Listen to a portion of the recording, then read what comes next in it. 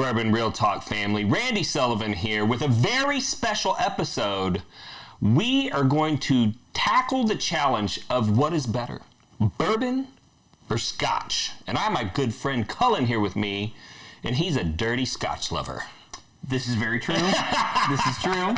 I do love the scotch. Yeah, he does love the scotch. You drink a little bourbon too, though. So absolutely. I won't hold that against you. So, as everybody knows, I have the podcast, Bourbon Real Talk. Obviously, I love bourbon, right? Yes. And I never really gotten into collecting scotch. And I'm going to tell you and the people right now why that is. So, a few years ago, I've got this buddy, high school reunion kind of get together over at a friend's house. My buddy brings his new girlfriend. She's a lot older than everybody else, and I think that she was just trying to flex on us or something. I don't know. She found out that it was like a joint birthday party, me and another guy. Okay. And she brings us both a bottle of whiskey. She said, I heard that you were a whiskey guy and that you collected whiskey. So I went to the liquor store and I got you this bottle. Okay. And so I get it out, and it is a bottle of Canadian Club. Oh. Canadian blended whiskey. So the good stuff. The good stuff, right? Absolutely. And so I'm thinking to myself, there's absolutely zero scenario where this chick walked into a liquor store and said, hey, I don't know anything about whiskey, but I'm going to the birthday party of two whiskey aficionados and I need to know what to buy them. And they went, oh, you got to get Canadian Club. That's it. I'm feeling like maybe she wanted to just kind of stick it in her eye a little bit. And she was like, what's the cheapest bottle of whiskey that you have? Yeah.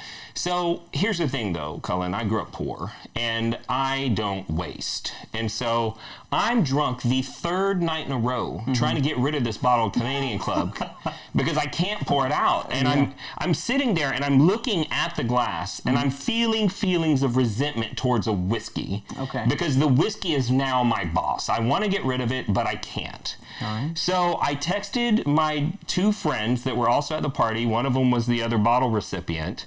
And I said, I'm drunk for the third night in a row trying to get this crap out of my house. And I realized why I don't drink Canadian whiskey. And they said, why? And I said, because it tastes like poverty. So the whiskey was literally making me feel like I was too poor because I couldn't waste it. Yeah. And then I was sitting there and I was like, then why don't you drink scotch? And I said, I don't drink scotch because it tastes like treason. Ooh. Now, the reason why scotch should taste like treason to Americans is because, quick history lesson, during World War II, the U.S. government and England, where Scotland is at, were allies. England's getting the crap bombed out of them, okay? Yes. And they need tax dollars. So they're funneling their grains into their distilleries so that they will have something that they can sell and collect taxes on. Okay.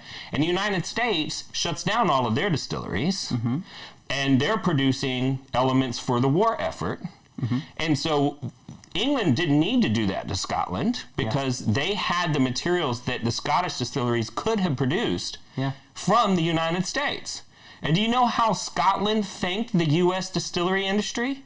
They spent the next 50 years convincing the whole world that if you drank American whiskey, you were a hobo.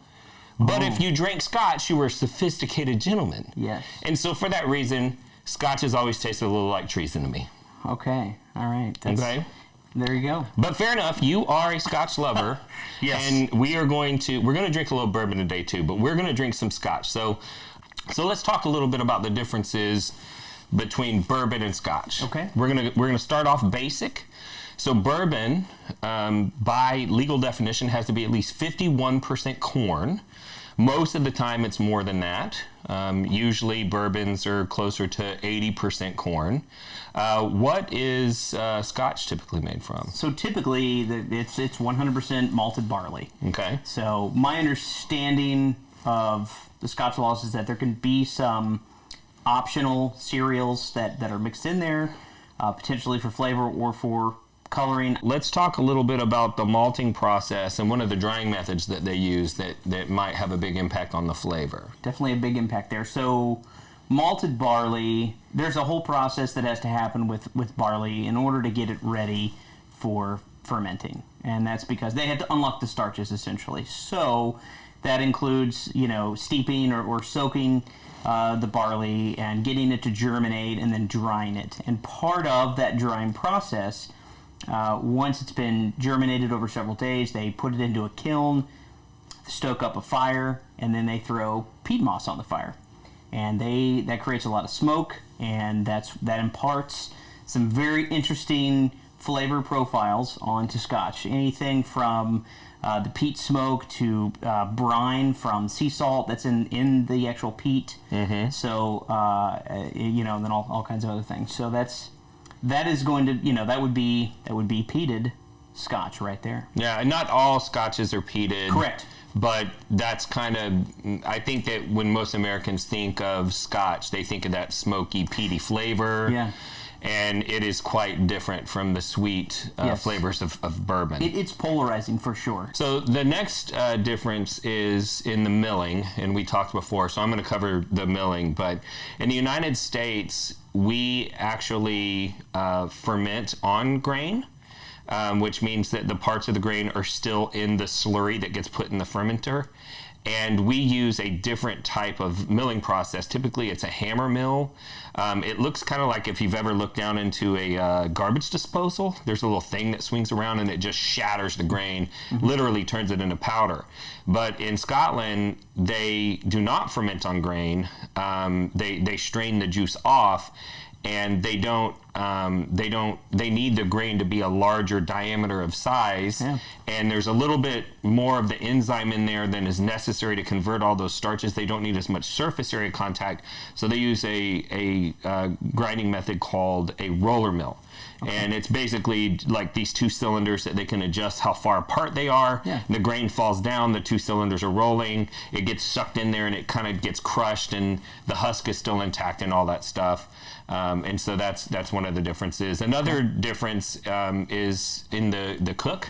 So after they grind the grain, they're going to put it into a cooker and heat it up, and that's going to help those enzymes convert the rest of any starches that have not already converted, which is part of the reason why we don't need to use any sort of a malting process with corn, because the corn is almost ready to rock and roll. Right. If we just cook it, we're going to release the rest of the starches. The difference being is that the cookers for bourbon, they are going to take that full slurry and pump it directly into their fermenters, and the cookers for the malted barley, literally the floor of it looks kind of like a spaghetti strainer. Yeah. Right. And it's disgusting because it starts growing all of this like fungus and bacteria in there, and they got to clean it all out. It's it's really gross. What do you think they do with all that leftover waste? I think they probably feed it to cows. To the pigs, maybe. They feed it to the pigs. To the pigs? Feed it to the pigs. Ship it over to Ireland. Feed it to the pigs. No, I don't know. I don't know. Pigs are amazing machines that turn spent grain into bacon. So there you go. They're brilliant. Next big difference is the still. Well, actually, we didn't talk about this, and we are a little unsure on this. We are, yeah. But in the United States, we use a process called a sour mash process. So after you've cooked the grain and it's cooled back down, you put it in your fermenter and you add your yeast, however you're adding your yeast. In the United States, they'll use a little bit because after it's gone through the process, there's spent mash, okay? And it's got a pH balance that's different than it was before it started the process. Right. And they created this process called sour mash where they take some of the spent mash and they put it in to the next batch, and it adjusts the pH level and it makes the yeast happy for the fermentation process. And we were a little bit unsure, but we don't think that they do that in Scotland. Yeah, I don't think they use any spent mash. No, I don't think so. And I think... But if we're wrong, throw it down in the comments and roast us. We deserve it. Let's talk about the stills that they use. Now, in the United States, you do not have to use a particular type of still to make your bourbon. But 95+% of the bourbon made in the United States is made in Kentucky. And virtually every large Kentucky distillery is using what's called a column still or a continuous still. And basically what happens is that after the mash goes through the fermentation process, it gets pumped into the top and it's heated from the bottom. And there's all of these plates, and the plates are different temperature zones. Okay. So as this liquid works its way down through the plates, the different boiling points get hit, and that liquid gets separated into its different components based on boiling point. And by the time the mash gets down to the bottom, it's spent. There's no more alcohol in it, right? And then it can go out to the feedlot. And they can pull off of this column at different places to pull the different compounds that they want. And that's kind of how they do their cuts between, you know, the lighter elements that come off the fermentation that you don't want to drink, and the heavier elements that you want some for aging, but you don't want too much, because if it's called the head, heart, and the tail. If you get too many tails, it's not good. If you have too many heads in there, it can make you go blind and stuff. Oh, yeah. So, you know, you got to keep that in consideration. What do they do over in Scotland? So in Scotland, specifically, they use pot stills. Mm-hmm. And I don't know how pot stills work. I'm just going to be honest. Okay. So I don't know if you do. You know way more about column stills. I know a little bit about pot stills. So pot stills are run in sessions, right? So the pot still, you fill it up at the bottom, and it's got a basin in it. It gets heated from underneath, right? And then they have to heat it to a particular temperature, and then the vapors go up, cross over, they get cooled back down, and because it's a less efficient process, they have to go through that process multiple times to get the alcohol level where they need it to be, because they're not able to control the temperatures as much as they can. Okay. But it does leave a little bit more of the grain flavor in the whiskey. Okay. And we have some pretty extreme examples of grain flavor, especially in the Texas bourbon market where we live, where most of them are using pot stills. And the grain flavor in their whiskey is so extreme, it actually turns some people off, right? Yeah, yes. And so since malted barley doesn't have as much flavor as grain and rye and wheat, which are the typical grains that go into bourbon, it's kind of good that they use pot still, so they retain a little bit more of that flavor, because they probably need it with the grain that they use most of the time. So that's kind of interesting. Another interesting tidbit is there's a difference in how high they can distill the spirit to. So when you're separating out the alcohols from the fermented mash, the higher the level of proof that you go to, the less of the flavor from that mash gets retained, because distillation is purification. Yeah. And in bourbon, you're not allowed to distill above 160 proof, because if you do, you've stripped out too many of those grain flavors that are the hallmark of that bourbon. Do you know how high you can go with Scotch? So I think it is 189.6 proof. And just so everybody understands, a little higher. Yeah, that's quite a bit higher. And also in bourbon, most people don't go above 140, maybe 145, because they're trying to retain a lot of that flavor. I only know of one distillery, and it's here in Texas, that goes up to 160, and they have a very flavorful grain, and they use a pot still. Well, it's actually a hybrid. It's between a pot and column still. But they're trying to strip out more grain flavor because they need to. Otherwise, the spirit would just be too extreme. Yeah. Everybody else in Texas that uses in Kentucky that uses a less flavorful grain, they typically go up to about 140. Okay. So going up to 189.6. Yes. Keep in mind that legally, once you get to 190, it's vodka. Right. Which is flavorless and odorless, right? And so that's an extreme difference in manufacturing processes. Absolutely. Another difference would be, and probably the biggest difference, would be the barrels, right? Right. Yes. So in the United States, bourbon, it doesn't matter what size the barrel is, okay? The only requirement for bourbon is that it has to be a new charred oak barrel, okay? It can't have ever had anything else in it. Now, in Kentucky, almost everybody uses a standard 53-gallon char 4 barrel. That's just like standard issue. Okay. Let's talk about the barrel sizes and what they're doing over in Scotland. So, from my understanding, there's not as many regulations over the type of barrel. You know, new oak. From my understanding, it's just an oak barrel. So that could be a virgin oak barrel. It could be an ex-bourbon barrel. It could be, something that previously had sherry cask. And I'm sure that there's exceptions to that. I think, we kind of talked about how there's probably some some, ex-bourbon is very popular, and there's probably a reason why. It's because it's readily available from the United States. Right. Because we can't use it twice. Right. And so and the barrels are expensive, so they're trying to get some money out of them. Yeah. And so they send them to Scotland so that the whiskey will have some flavor. Yeah, I'm pretty sure that. I mean, I used to think I think there's misconceptions, because I heard this at one point that the Scotch industry couldn't exist because of the bourbon industry, because of the amount of barrels that we ship them.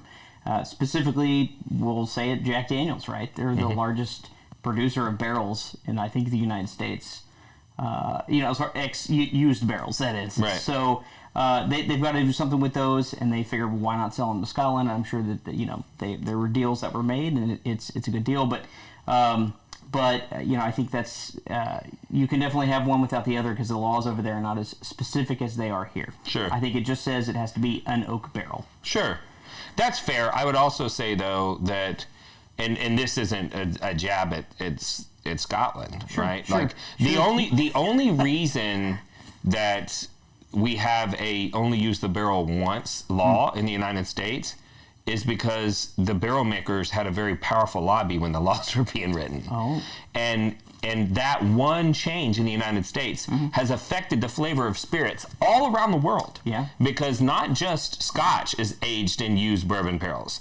Tequila and rum and all kinds of other spirits are being aged in used bourbon barrels, and that does impart a flavor, undeniably. Yeah. And so while it's not fair to say there wouldn't be Scotch if it wasn't for the bourbon industry, that's not fair, because there was Scotch before there was bourbon. Right. You can say that the Scotch industry would not taste the way that it does if it wasn't for bourbon, because there is bourbon barrel influence on almost every Scotch. Of course. Not every, but all of the large producers use a lot of ex-bourbon barrels. Absolutely. And so that's kind of interesting. And then, as far as the size, the size. there is a maximum size, which I believe is 700 liters. Okay. Don't ask me to convert that. Yeah. I don't know, but for our European watchers, we are not on the metric system over here. Yes. So don't know what that equates to. Yeah. Yes, but 700 liters, I do know that is the maximum barrel size. All right. So once it goes in the barrel, let's talk about aging requirements. Yes. Okay. So how long does Scotch have to be in a barrel before you can call it Scotch? A minimum of 3 years. Okay, and that's very different from bourbon, and almost nobody knows this, but bourbon has no aging requirement. Okay? The only requirement is that it's a new charred oak barrel. And since new charred oak barrel, it doesn't have to be a barrel. I'm sorry, it says container, new charred oak container, but everybody uses barrels. Okay.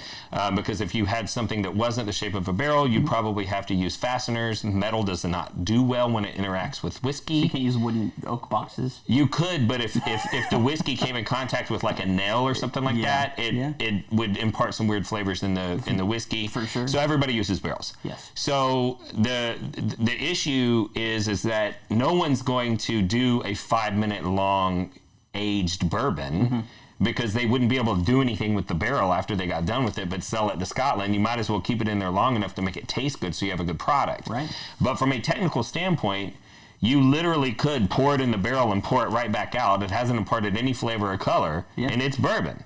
Okay. Unless on the bottle it says that it's a straight bourbon, which means that it had to be aged for at least 2 years. And if it's less than 4 years, then it has to be age stated. Okay. So if they age it for 3 years, they can call it a straight, but somewhere on the label they have to say aged 3 years. Okay. If they go 4 years or longer, it can be what they call non-age stated, where it just says, hey, this is a straight bourbon. Yeah. And you don't necessarily know how old it is, but you know it's at least 4. If it says that it's bottled in bond, which is not specific to whiskey, it's specific to spirits, that means that it was aged at least 4 years. I see. And since most of the whiskeys that people drink are straights or bottled in bond, for the most part, most Kentucky bourbons are 4 years. Yeah. But there's no legal requirement for Okay. that. So let's talk about the aging environment. Yeah. So quite a bit different, actually. Quite a bit different. Quite a bit, yeah. Yeah, so in where most of the bourbon is made in Kentucky, a little bit larger temperature swings there than in muggy Scotland. Yes, quite a bit. And so there's a problem when you're aging spirits, and that is the whiskey that's inside the barrel it evaporates, right? Yes. And so you put it to rest, and then you come check it later, and lo and behold, a bunch of it is missing. In the first year, the barrel soaks up a bunch, okay?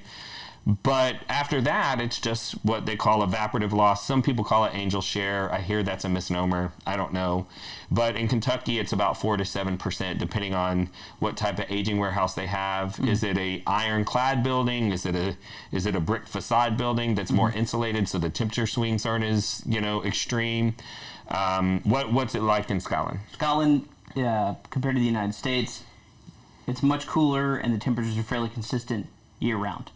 So there's not the big temperature swings that we're going to see in the United States, whether that's Kentucky or Texas or Connecticut, wherever, right? So it's a much more stable environment, but because of that, you don't have that in and out movement of the liquid, the whiskey, in and out of the oak barrel. So the aging process is naturally much slower.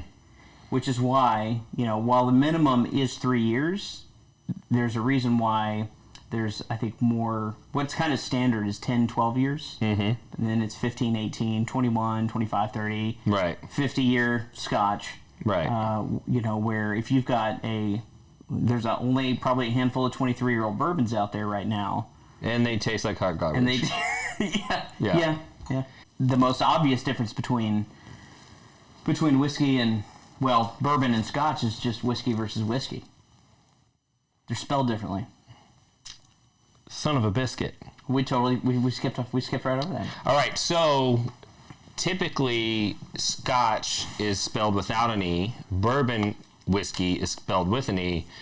But to Scotch's credit, the bourbon regulations that are on the books in the United States do not have an E in the word whiskey. Wait, what doesn't have it? The bourbon regulations do not have an E. Interesting.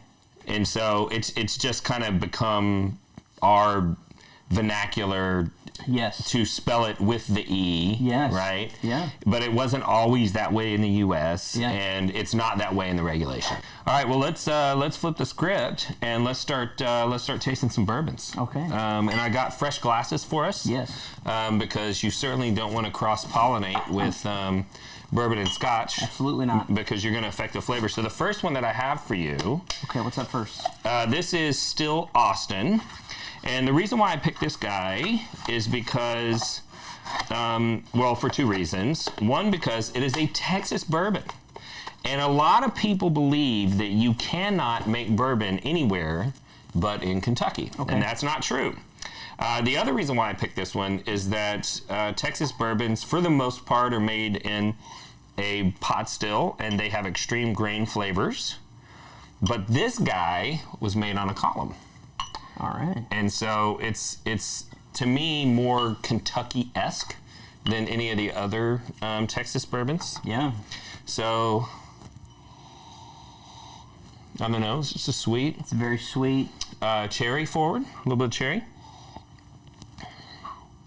Not off-putting at all.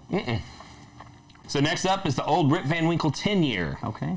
And the reason why I picked this guy is because, one, it's a flashy bottle, and maybe people will search for it and find this. Unicorn tears. But the other reason is because this whiskey is different from a lot of others in that it's secondary grain. So bourbon typically has 3 grains.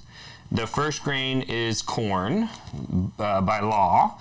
Then there's a secondary grain that they generally refer to as the flavor grain, and that's almost always rye. Okay. But this is what they call a wheater or a wheated bourbon. All right. And this one's secondary flavor grain is wheat, and then bourbons typically have some malted barley in them, which is what Scotch is made out of, just for the enzymes to convert the sugars. Yeah. In the cook. So I do like a good wheated whiskey. It's been a while since I've had that. It's been quite a while since I've had this one. But there's obviously big names out there. Weller, Maker's Mark, right? What are some other wheated whiskeys? Bernheim. Yeah. All the Weller line, all the VanWinkle line. Okay. Let's see, old. I always want to say Old Forester. Old Fitzgerald Okay. is weeder. Maker's Mark is the largest weeder. Yeah. Yeah. So yeah. And on this one, the reason why I like the younger VanWinkles, the older, like the 20 and the 23, they're just not for me. Right. But the younger VanWinkles, I get this really beautiful, like, sweet pipe tobacco note. Yeah. I mean, that kind of hits the nail right on the head. Well, the next one is Elijah Craig, 18. This is one I have not tried before. Okay. So the reason why I picked this one is because it has an 18-year age statement on it. Okay. This is a rye flavor grain bourbon, but I picked it because it's 18 years age stated, which is closer to a Scotch age statement. Okay. Yes. Okay, of a quality Scotch, and this is on the higher end of what you would expect to see for a bourbon. I mean, there are a few that are higher than annual release whiskeys like Pappy 20, Pappy 23. Yeah. But this is on the higher end, and there's some higher age Elijah Craigs as well. Well, there's almost a like an astringent to it a little bit. Yeah, I don't like it. Yeah. Now, granted, keep in mind, this is one I've never tried before, but that's, there's definitely... You know what I start to get, and this is so weird, I got it 100% on Pappy 20. Everybody that I gave my Pappy 20 to, yeah, I'd give the tasting note to, and as soon as I said it, they're like, God dang it, that's all I can taste now. It tasted like green olives. And when bourbon spends too much time in a new charred oak barrel, yeah, it starts to develop like this weird austere flavor that's almost in the direction of vinegar. Yeah. And it starts to fight with the sweet flavors of the bourbon. Okay. Honestly, I don't mind this, though. It's not bad on the palate, but on the nose, it just smells funky. It hits you with a little caramel, almost a little cherry, but then the astringent just takes over. And it's not ethanol.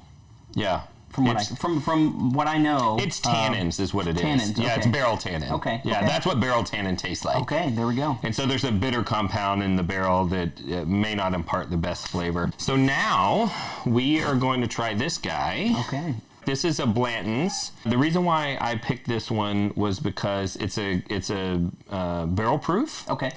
What they call straight from the barrel. So typically when bourbons are done aging, they will dump them usually in batches to try and match the flavor profile for that brand, and then they're going to add water that's been completely purified so that it does not impart any flavors. All it is a cutting agent, and they're going to cut that whiskey back down to whatever proof they sell that spirit at. Okay. But this one they didn't do that to. When they dumped it, this is a single barrel. Okay. And so one, they didn't batch multiple barrels together to make a small batch blend. Mm-hmm. And two, they didn't add any water. So I thought this one is representative of what most whiskey nerds that love bourbon, they love a single barrel, they love a cask strength, they love a barrel proof. Barrel proof and cask strength are the same thing. Loads of flavor. Peaches. It took me forever to figure out that Blanton's taste like peaches in the mid palate. But when I figured it out, I was like, God dang it. I'm not. Try it. Might need to spend some more time. Yeah, maybe a little more time. It also has like a tropical fruit component, like pineapple, guava, mango. Stone fruit. Do not say stone fruit. They're not ready for stone fruit. They're not ready. You're not ready. You're not ready. You're not ready. I'll do another podcast on tasting notes. We'll talk about It's very interesting. I've not really spent a whole lot of time with the straight from the barrel, but I do like this. It's fantabulous. It's top 5 whiskey good. for me. All right, well that's enough attention for bourbon. All right, because we got my Scotch friend here, so we're gonna have to give the Scotch some love. And I'll be honest, I don't think I tried anything bad. Okay. At all. And I liked both of the Scotches you gave me so far. What do you got here? So we have a variety, and I brought one bottle for each of the official Scotch regions in Scotland. Okay. So there's 5, and some people say there's technically 6. And I can kind of cover that real quick. Scotland is, 1 of the 6 regions, and there's 5 official Scotch regions. So there's 5, and some people say there's technically 6, and I can kind of cover that real quick. Scotland is 1 of the 6 regions, and there's 5 official Scotch regions. So there's 5, and some people say there's technically 6, and I can kind of cover that real quick. Scotland is essentially divided up, like I said, 5 regions, right? So there's the Speyside region, which is weird because it's technically within the Highlands region. And if you wanted to really nerd out on that, as far as labeling is concerned with the bottles, right? Like bottled and bond for bourbon, there's specific requirements there. A Highland, if it's from so we have Speyside, we have Highland, we have Lowland, we have Islay, and we have Campbeltown, or Campbelton, I believe, Campbelton. And so we have the 5 regions. Now, technically within Highlands, there's also islands. Some people consider that a separate category. Unfortunately, I'm not representing any of the islands at this point in time. So like Jura or Highland Park, which forever I thought was actually from the Highlands region, is actually from the islands region. So, okay. So kind of interesting little twist there. If it's in the Speyside region, it can actually be apparently labeled as Speyside or Highlands, because Speyside is within Highlands. Okay. So not to confuse things any further. So we have Speyside, we have Highlands, we have Lowlands, we have Islay, and then we have Campbelton. All right, what do you want to start with? We're going to start with Speyside. This is the Balvenie. The Balvenie, double wood, 17-year. So, we've gone through several expressions and we went through bourbon, but now we're going to come back to this, but at a more mature level. Okay. An excellent dram. So that's what's another thing. Another interesting distinction between Scotch and bourbon is just like, well, you want a glass of bourbon, right? Scotch is cool because you can say, would you like a wee dram? Oh. A dram. To be honest, I've never heard anybody say that about bourbon. I know. Well, I've heard a dram. A dram. Mid-Warner dram. Right. But that's not even bourbon. That's rye. That is rye, yeah, and a blend of exceptional ryes. Yeah. Yeah. And it's also finished, so it's like specialty class. Yeah. We didn't talk about that. Yeah, if you want to get... Oh, wow. Right? I was going to say something. You shut your mouth. I'm enjoying this right now. You shut your mouth when you're talking to me. You shut your mouth when you're talking to me. Exceptionally smooth. Yeah, this has all of the light citrus flavors, but it's got something else on the finish that's more in a lime of the cinnamon. It almost tastes like a cinnamon apple pie or something. Yeah, a little apricot in there. Is this the second one? That is the second one. So All that's the Glenmorangie. This is from the Highlands. That's a Glenmorangie 18-year, what they call their, I think, very rare. Peaches and cream all day. Okay. This one is fantastic for the price. I know here in Texas, you can get it on sale for about $90 a bottle, and it's just a really fantastic pour. And how many years is this? This is an 18-year. Okay, this is the Scotch that my wife tasted that she fell in love with. Really? And but this was before I ever started Bourbon Real Talk. I literally bought the URL Bourbon Boy and Scotch Girl. Okay. Because we talked about doing like a podcast together where she drinks Scotch and I drink bourbon. Yeah. It's peaches and cream and just tropical fruits for days. Yeah. I just love this one. Yeah. And Glenmorangie, beautiful. They've got some really great finish stuff. They do from a star to their Malaga cask. I like both of these more than the Macallan. They're very good. Yeah, the Macallan's good. It's just different. A lot of people say you're paying for the name. So what's this next guy? So this is an Auchentoshan, and so Auchentoshan. It's a 3-wood. It's rich and elegant. So this is from the Lowland region. I've never had a Lowlands. So, full disclosure, we're both in uncharted territory here. Okay, you've not had this. So we fresh cracked this before we started filming. We fresh cracked these 3 bottles. I love Highlands and I love Speyside Scotch. I'm not a huge fan of peated Scotch, with the exception. What was it that we talked about? Dude, pour this and smell it. Okay, hold on. So should I talk first? Or? I don't know, bro. Like the nose is it's like You know what it smells like? What is that? What? It smells like cinnamon roll boy. Okay, so if you're not familiar, with cinnamon roll boy, was a Rye whiskey. It was a rye whiskey from the Litchfield Distillery in Connecticut. And shout out to my friend in Connecticut who actually hooked us up with a bottle before we did the club pick. Someone say whiskey. The club that we know each other from. Yes.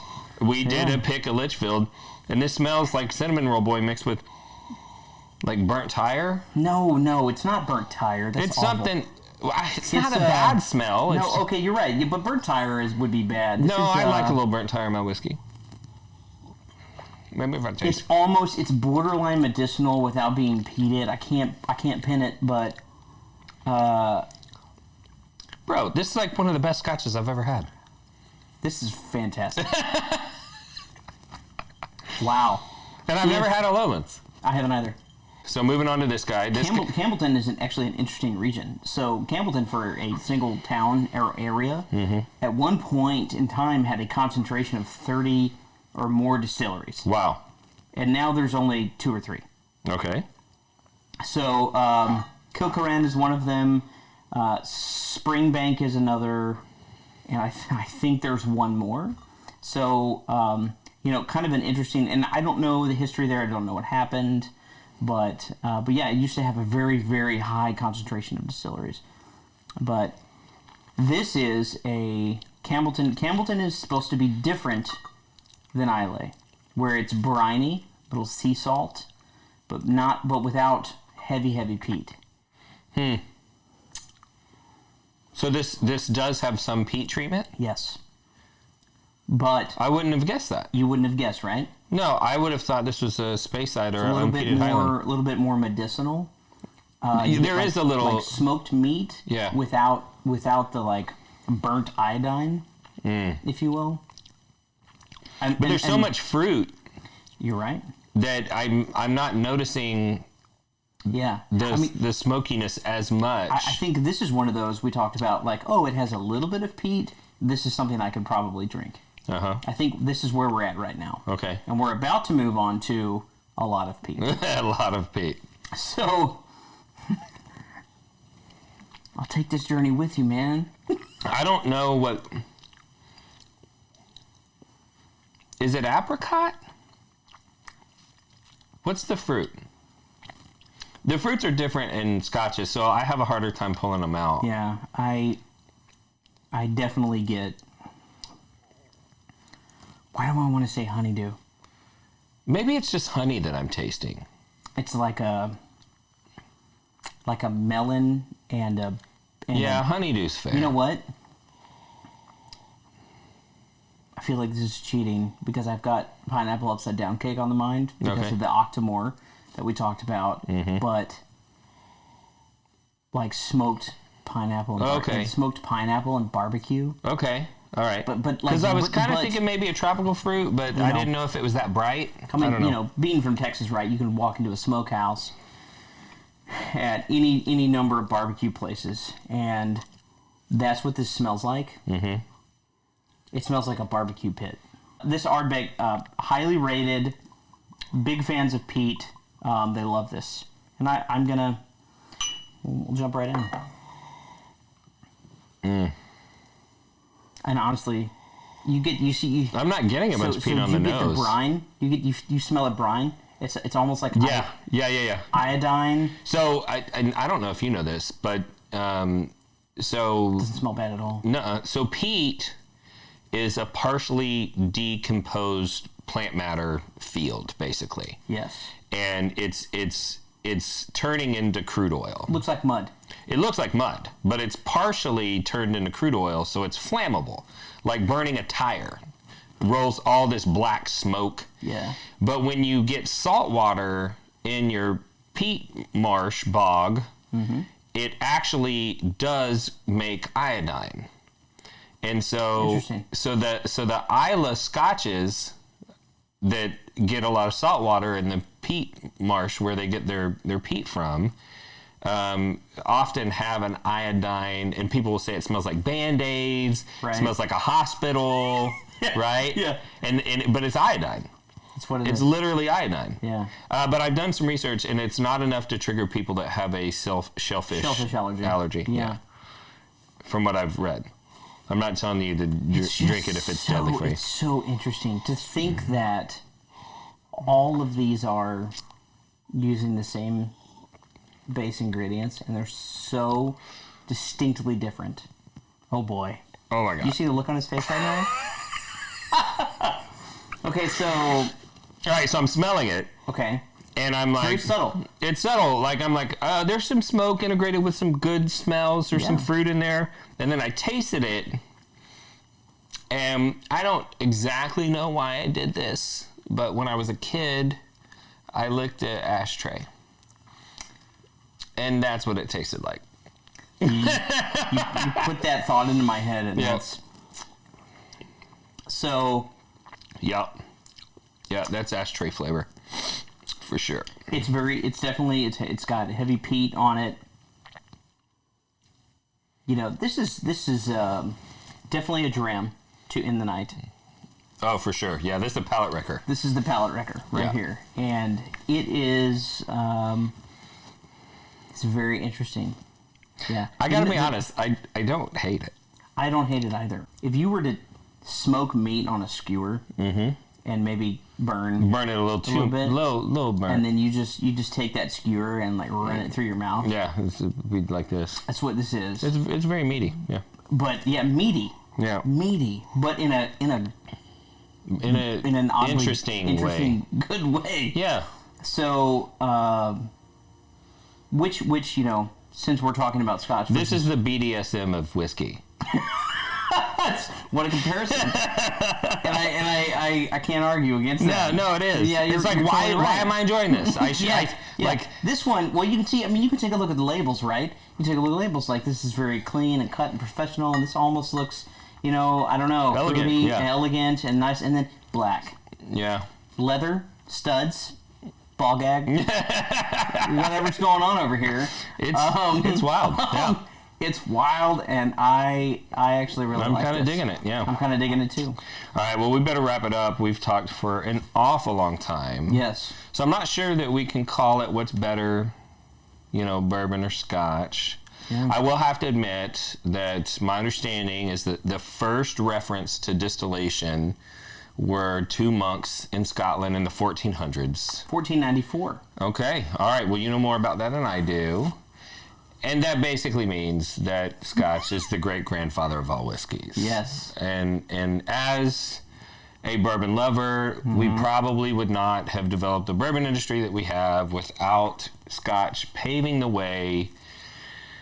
And despite the fact that it does have a hint of treason, Yeah. it's pretty darn good. Yeah. And so what we always say here on Bourbon Real Talk is that you should drink what you like, how you like it. Amen. So I'm not telling you that one is better than the other. You drink what you like. And I'm going to do my sign off for you people. If you want more information about Bourbon Real Talk, you can find that at bourbonrealtalk.com. You can find us on Facebook, on Instagram, and YouTube /Bourbon Real Talk. We would love it if you would like, subscribe, comment, and review on your favorite podcast player as well as on YouTube. And if you woke up this morning and you were unsure whether or not anyone loved you, just know that I love you, that we love you. And we'll see you next time on Bourbon Real Talk. It's lunch. This content is being brought to you by the Bourbon Real Talk American Whiskey Aroma Kit.